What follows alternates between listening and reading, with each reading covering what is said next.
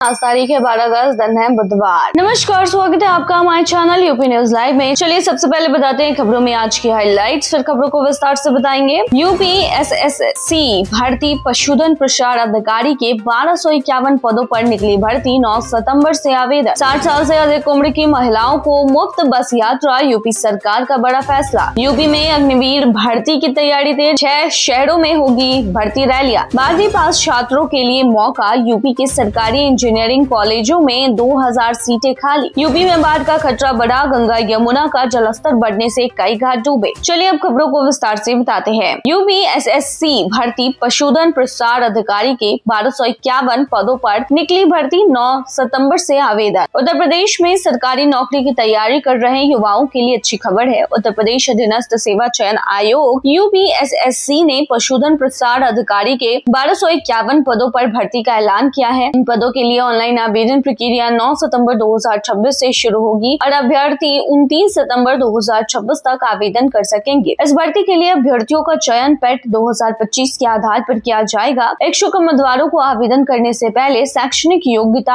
आयु सीमा और अन्य जरूरी पात्रता की जानकारी आधिकारिक भर्ती विज्ञापन में जरूर देखनी चाहिए। भर्ती से जुड़ी आगे की प्रक्रिया जो है और परीक्षा संबंधी जानकारी यूपीएसएससी की ओर से जारी की जाएगी। 60 साल से अधिक उम्र की महिलाओं को मुफ्त बस यात्रा, यूपी सरकार का बड़ा फैसला। उत्तर प्रदेश में 60 साल से अधिक उम्र की महिलाओं के लिए बड़ी राहत की खबर है। योगी आदित्यनाथ सरकार ने वरिष्ठ महिलाओं को उत्तर प्रदेश राज्य सड़क परिवहन निगम यूपीएसआरटीसी की बसों में मुफ्त यात्रा की सुविधा देने का फैसला किया है। इस योजना के लिए सरकार ने वित्त वर्ष 2026-27 के प्रथम अनुपूरक बजट में 100 करोड़ रुपए का प्रावधान किया है। मुफ्त यात्रा का लाभ लेने के लिए महिलाओं को उम्र के सत्यापन के लिए आधार कार्ड दिखाना होगा। Bus conductor electronic ticketing machine में उनकी जानकारी दर्ज कर शून्य मूल्य यानी कि 0 रुपए का टिकट जारी करेंगे। इससे यात्रियों का रिकॉर्ड भी दर्ज रहेगा और सरकार की ओर से परिवहन निगम को किराए की प्रतिपूर्ति की व्यवस्था की जा सकेगी। अधिकारियों के अनुसार योजना को लागू करने की तैयारियां चल रही हैं और सभी जरूरी औपचारिकताएं पूरी होने के बाद सुविधा शुरू की जाएगी। सरकार का कहना है कि इस सुविधा से प्रदेश की वरिष्ठ महिलाओं को आवागमन में आर्थिक राहत मिलेगी और वे जरूरी कामों के लिए आसानी से यात्रा कर सकेंगे। यूपी में अग्निवीर भर्ती की तैयारी तेज, 6 शहरों में होगी भर्ती रैलियां। उत्तर प्रदेश में अग्निवीर भर्ती की तैयारियां तेज हो गई है। प्रदेश के 6 शहरों में अग्निवीर भर्ती रैलियों का आयोजन किया जाएगा। इसकी शुरुआत मेरठ से होगी, जहां पर 17 अगस्त से 9 सितंबर 2026 तक भर्ती रैली चलेगी। इसके बाद बरेली में 14 से 30 सितंबर 2026 तक भर्ती होगी। वहीं लखनऊ, वाराणसी, आगरा और अयोध्या में 2027 में अलग अलग तारीखों पर भर्ती रैलियां आयोजित की जाएंगी। मुख्य सचिव एसपी गोयल ने भर्ती रैलियों की तैयारियों की समीक्षा करते हुए अधिकारियों को जरूरी व्यवस्थाएं समय से पूरी करने के निर्देश दिए हैं। भर्ती स्थलों पर अभ्यर्थी के लिए पेयजल, चिकित्सा सुरक्षा, यातायात और आवागमन की पर्याप्त व्यवस्था को रखने को कहा गया है। बड़ी संख्या में युवाओं के पहुंचने की संभावना को देखते हुए प्रशासन को भर्ती प्रक्रिया सुचारू और सुरक्षित तरीके से कराने के लिए सभी जरूरी इंतजाम सुनिश्चित करने के निर्देश दिए गए हैं। 12वीं पास छात्रों के लिए मौका, यूपी के सरकारी इंजीनियरिंग कॉलेजों में 2000 सीटें खाली। उत्तर प्रदेश में 12वीं पास छात्रों के लिए इंजीनियरिंग की पढ़ाई में दाखिले का अच्छा मौका है। डॉक्टर एपीजे अब्दुल कलाम आयुर्वेदिक विश्वविद्यालय यानी कि AKTU से जुड़े सरकारी इंजीनियरिंग कॉलेजों में करीब 2000 सीटें अभी भी खाली हैं। इन सीटों को भरने के लिए विशेष काउंसलिंग प्रक्रिया शुरू की गई है। इसके अलावा निजी इंजीनियरिंग कॉलेजों को मिलाकर प्रदेश में कुल 74,395 सीटें खाली हैं। विशेष काउंसलिंग में 12वीं पास छात्र भी सीधे रजिस्ट्रेशन कर प्रवेश के लिए आवेदन कर सकते हैं। इस प्रक्रिया को लेकर छात्रों में काफी रुचि देखने को मिल रही है और अब तक 30,000 से अधिक छात्र रजिस्ट्रेशन करा चुके हैं। छात्रों को 12 अगस्त तक अपनी पसंद के कॉलेज और पाठ्यक्रम की चॉइस भरनी होगी। इसके बाद 13 अगस्त को सीट अलॉटमेंट किया जाएगा। जिन छात्रों को सीट मिलेगी उन्हें निर्धारित समय के भीतर आगे की प्रवेश प्रक्रिया पूरी करनी होगी। सरकारी इंजीनियरिंग कॉलेजों में सीटें खाली होने से छात्रों के पास कम फीस में तकनीकी शिक्षा हासिल करने का अच्छा अवसर है। ऐसे छात्र जो पहले की काउंसलिंग में सीट हासिल नहीं कर सके या किसी कारण से आवेदन नहीं कर पाए, वे विशेष काउंसलिंग के जरिए दाखिले का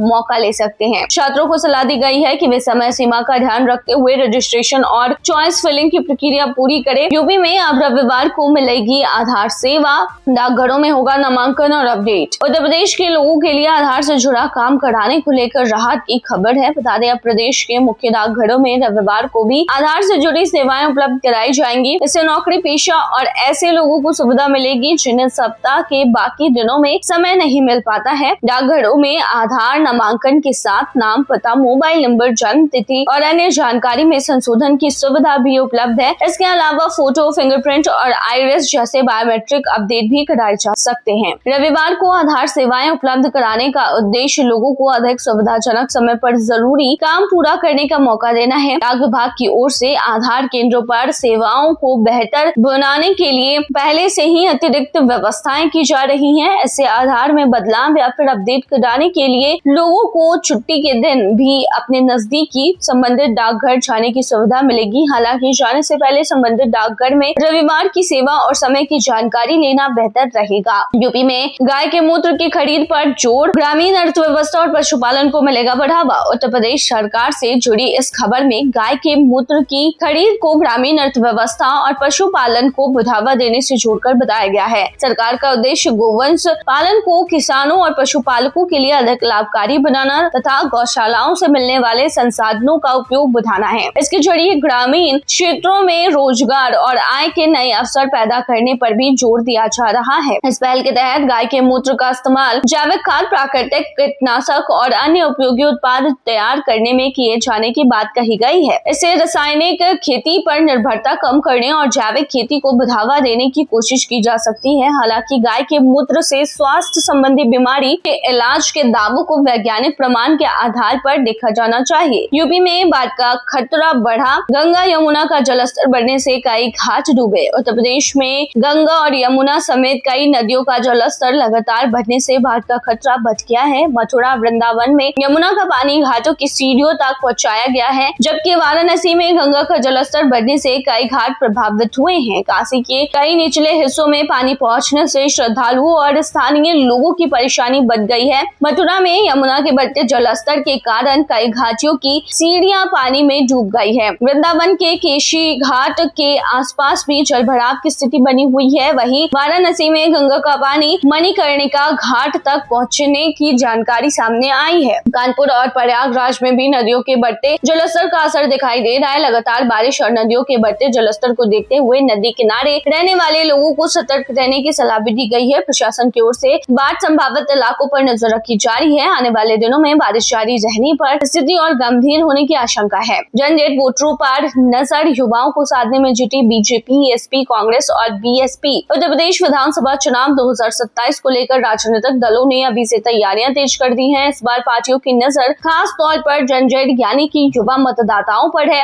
रिपोर्ट के मुताबिक यूपी में जनजेट मतदाताओं की हिस्सेदारी करीब 15% मानी जा रही है। कई सीटों पर क्या वोटर जीत हार का फैसला प्रभावित कर सकता है। युवा मतदाताओं के लिए रोजगार, शिक्षा, महंगाई, डिजिटल अवसर, विकास और बेहतर भविष्य जैसे मुद्दे अहम माने जा रहे हैं। यही वजह है कि बीजेपी, समाजवादी पार्टी, कांग्रेस और बसपा समेत प्रमुख दल युवाओं तक पहुंच बनाने की रणनीति पर काम कर रहे हैं। खासकर पहली बार मतदान करने वाले युवाओं को अपने पक्ष में लाने की कोशिश तेज हो गई है। यूपी की राजनीति में पहले भी कुछ प्रतिशत वोटों के बदलाव से सीटों के आंकड़ों में बड़ा अंतर देखने को मिला है। 2022 के विधानसभा चुनाव में बीजेपी नेतृत्व वाले एनडीए और सपा गठबंधन के वोट शेयर में करीब 7% का अंतर था, लेकिन सीटों में यह अंतर 148 का रहा है। ऐसे में 2027 के चुनाव में जनजेट मतदाताओं का रुख कई सीटों के नतीजों को प्रभावित कर सकता है। यूपी के मदरसों में भी लहराएगा तिरंगा, हर घर तिरंगा अभियान के तहत होंगे कार्यक्रम। उत्तर प्रदेश में इस बार मदरसों में भी हर घर तिरंगा अभियान के तहत स्वतंत्रता दिवस से जुड़े कार्यक्रम आयोजित किए जाएंगे। प्रदेश के मदरसों में तिरंगा फहराने के साथ विद्यार्थियों को देश की आजादी, स्वतंत्रता संग्राम और राष्ट्रीय एकता के महत्व के बारे में जानकारी दी जाएगी। इस अभियान का उद्देश्य बच्चों और युवाओं में देशभक्ति की भावना को मजबूत करना और तिरंगे के प्रति सम्मान बढ़ाना है। अभियान के दौरान मदरसों में विभिन्न कार्यक्रम आयोजित किए जाने की तैयारी है। इनमें तिरंगा फहराने के साथ राष्ट्रगान और देशभक्ति से जुड़े कार्यक्रम शामिल हो सकते हैं। सरकार की ओर से सभी वर्गों की भागीदारी के साथ हर घर तिरंगा अभियान को व्यापक स्तर पर मनाने पर जोर दिया जा रहा है। मदरसों की भागीदारी से स्वतंत्रता दिवस के कार्यक्रम को और व्यापक बनाने की कोशिश की जा रही है। यूपी स्कॉलरशिप 2026 कक्षा 9वीं से 12वीं तक के छात्रों के लिए छात्रवृत्ति आवेदन शुरू 25 अगस्त तक का है मौका। उत्तर प्रदेश में कक्षा 9 9वीं से 12वीं तक पढ़ने वाले छात्रों के लिए छात्रवृत्ति योजना 2026-27 के आवेदन शुरू हो गए हैं। समाज कल्याण विभाग की ओर से जारी कार्यक्रम के अनुसार छात्र 11 अगस्त 2026 से छात्रवृत्ति के लिए ऑनलाइन रजिस्ट्रेशन कर सकते हैं। आवेदन जमा करने की जो अंतिम तारीख है वो 25 अगस्त 2026 निर्धारित की गई है। इस योजना का उद्देश्य पात्र छात्रों को पढ़ाई के लिए आर्थिक सहायता उपलब्ध कराना है ताकि आर्थिक परेशानियों के कारण उनकी शिक्षा